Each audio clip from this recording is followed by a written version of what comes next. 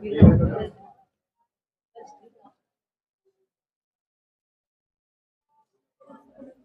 बार सभी मिलकर सदगुरुदेव का जयकारा लगाएंगे। जयकारा लगाने से हृदय मंदिर के फाटक खुल जाते हैं और संतों की सच शिक्षा हृदय में प्रवेश होती है। बोलिए श्री सदगुरुदेव की, सदगुरु श्री कबीर साहेब की, सदगुरु श्री पूरन साहेब की, सदगुरु श्री राम स्वरूप साहेब की, बोलिए वर्तमान आचार्य गुरुदेव की, सदगुरु श्री भीतर साहेब की, संत समाज की।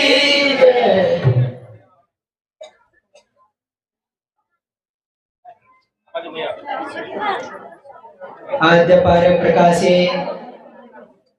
बंदी छोड़ सदगुरु श्री कबीर साहब जी, मेरे हृदय मंदिर के आराध्य परम पूज्य सदगुरु श्री भीतर साहब जी,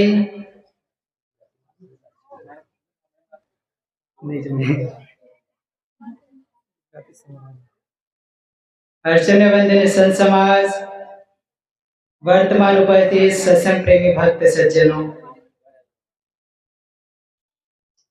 बड़े सौभाग्य की बात है कि आज हम सब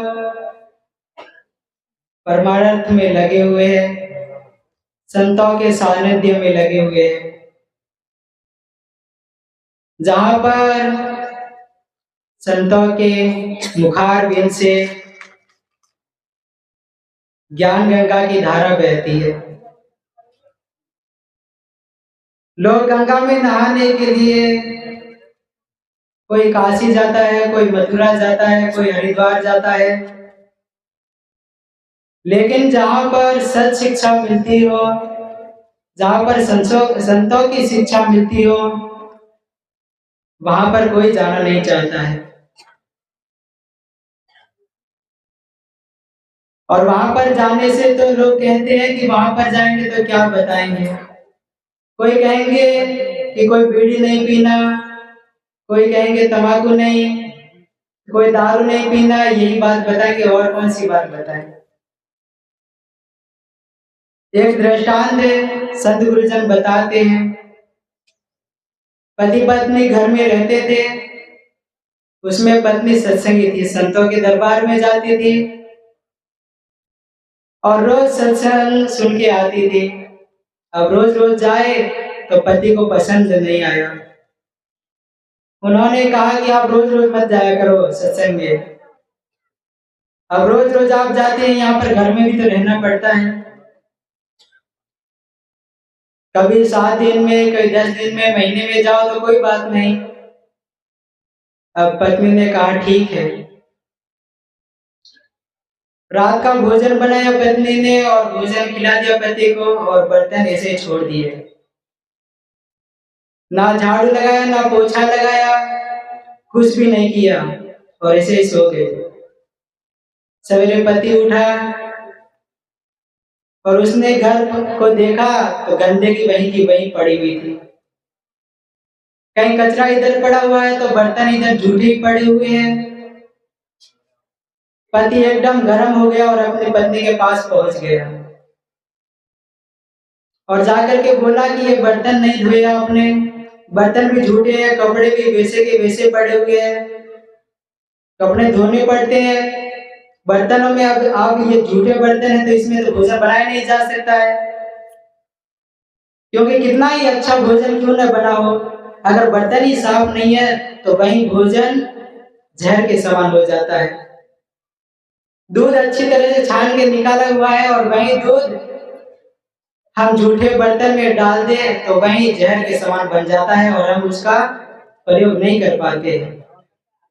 इसी प्रकार पति ने पत्नी को बताया, तब पत्नी कहती है कि देखो, जब मैंने एक बार बर्तन नहीं धोए हैं तो इतना आपको बुरा लग गया है और इतने बर्तन खराब हो गए जिसमें भोजन नहीं हम पा सकते हैं, तो हम रोज रोज सत्संग में नहीं जाए तो हमारा अंतःकरण भी तो मलिनता से भरा जाएगा। विकारों से भरा जाएगा, क्योंकि हमारा मन है ये तो विकारों से भरा हुआ है। किसी के अंदर काम, क्रोध, लोभ, मोह, भय, आशा, तृष्णा, राग, द्वेष, छल, कपट, छिद्र आदि भरा हुआ है। और फिर हम सत्संग में ना जाए तो ये विकार कैसे निकलेंगे? क्योंकि यही एक भूमिका है जहां पर हम अपने विकारों को तज सकते हैं संतों के ज्ञान के द्वारा। क्योंकि संत श्री कबीर साहिब जी कहते हैं, आपा तजे हरि भजे, लक्षिक तजे विकार, सब जीवन से निर्भर रहे, साधु मता है सार। क्योंकि आपा तजे, हम बड़ा अहंकार करके घूमते रहते हैं कि हमारा परिवार इतना बड़ा है, हम इतने बड़े सेठ साहूकार है, हमारे पास इतना पैसा है, हमारे पास इतनी गाड़ियां है, ये अहंकार करके हम घूमते हैं गांवों में। लोग तो हमें बड़ा समझ करके मान लेंगे, लेकिन हमें अपने कर्म कहाँ मानने वाले हैं? क्योंकि आपन कर्म न मेटो जाए, हम जैसे कर्म करेंगे वही तो हमारे अंतःकरण में इकट्ठे होंगे और उसी के अनुसार तो हमारी गति मुक्ति भी होगी। हम कर्म कर रहे हैं गलत और आशा कर रहे हैं सुख की, तो हमें सुख नहीं मिलने वाला है। आपा तजे हरि भजे, और आपा बड़ा अहंकार करके घूमते हैं कि हम इतने बड़े योगी है, जपी तभी सन्यासी है, लेकिन एक दिन ये शरीर भी छूट जाएगा।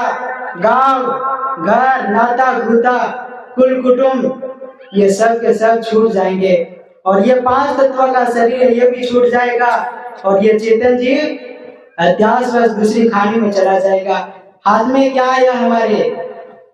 कुछ भी नहीं।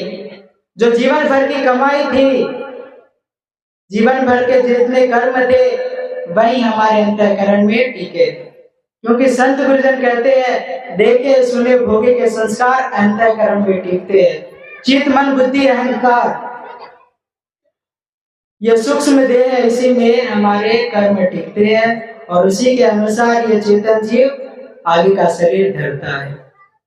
आपा तजे हरि भजे, हरि कहिए सदगुरुदेव, और हरण करने वाले जो जितने भी गुरुवार लोग हैं, जितने भी पंडित लोग हैं, जो लोगों को भ्रमित कर देते हैं, पाखंडवाद में फंसाते हैं, रूढ़िवाद में फंसाते हैं, अंधविश्वास में फंसाते हैं, उन्हें भी हरि कहा गया है। और हरि कहिए जो 4 वेद, 6 शास्त्र, 18 पुराण, 108 स्मृतियां, जितने भी शास्त्र लिखे हैं इसे भी हरि कहा गया है, जो कि मन बुद्धि का हरण कर देते हैं। और हरि कहिए सदगुरुदेव, जो हमारे दुर्गुणों को हर करके और सद्गुणों को भर दे। क्योंकि सद्गुण है वही हमारे काम की चीज है, वही सार है। आपा तजे हरि भजे, नखशिख तजे विकार, नख के ये नाखून से नीचे पैर के अंगूठे से लगाकर सिर तक जितना भी विकार भरा हुआ है हमारे शरीर के अंदर, इन विकारों को तज दे और सब जीवन से निर्भर रहे। हम भ्रम में पड़ जाते हैं, भय के मारे अपने आप को भूल जाते हैं। खूंटे में भूल का भ्रम हो जाता है। शाम के समय हम कहीं घूमते चले जाते हैं और खूंटा दिख गया और बड़े बड़े हाथ पांव दिख रहे हैं, हमारे मन के अंदर ये कल्पना उठती है। कहीं किसी को लगता है कि माथा हिला रहे हैं, बाल लंबे लंबे झटाई हो रही है, हृदय कंपन हो जाता है और सीपी में चांदी का भ्रम हो जाता है, रस्सी में सर्प का भ्रम हो जाता है और 5 विषयों की आसक्ति में सुख का भ्रम हो जाता है और यही हमारे दुख का कारण है।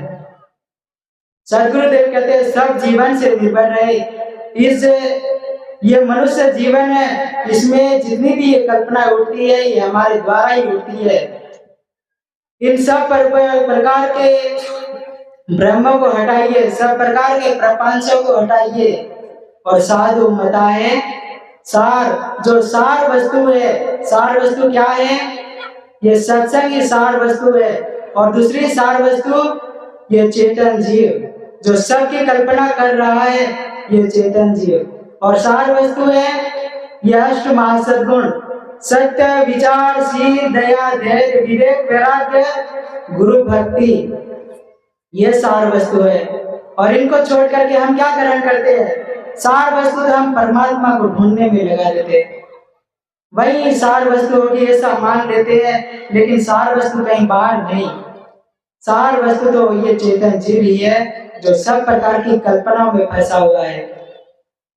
इसलिए आपसे बड़ा कल्पनाधारी और कोई नहीं है। आप ही चेतन जीव सत्य है और आपके ऊपर कोई ईश्वर ब्रह्म परमात्मा सत्य नहीं है।